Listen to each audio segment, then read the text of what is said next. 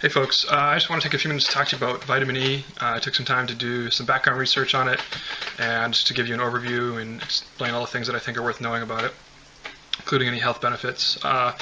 Just a few general points. It's a fat-soluble compound and it's most generally known as an antioxidant.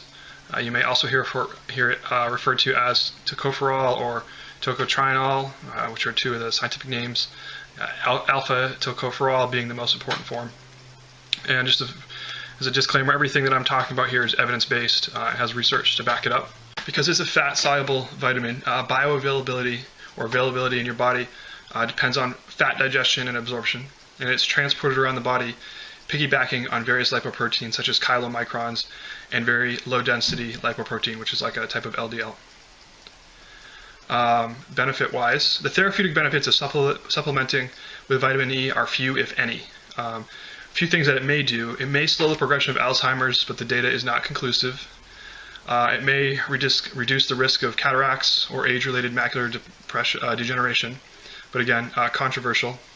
And it may have a protective effect against tardive dyskinesia. It does not appear to have any effect in preventing stroke and has mixed evidence in its ability to prevent heart disease.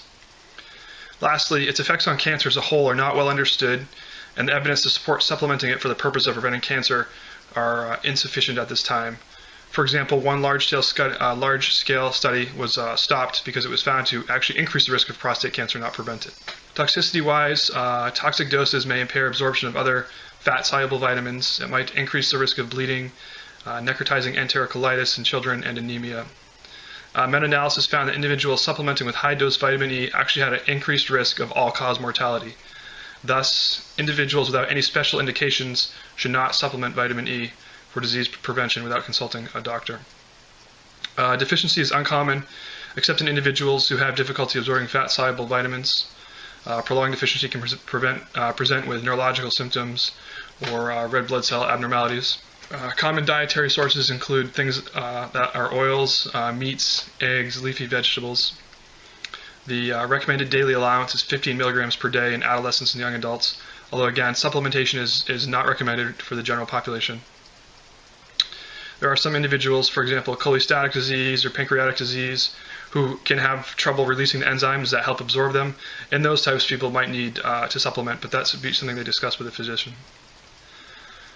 So in summary, there's really only three things I think you need to know about vitamin E. It's a fat-soluble vitamin that acts as an antioxidant. It does not have very many therapeutic uses, and supplementation is generally not recommended unless you have a disease process that inhibits its absorption.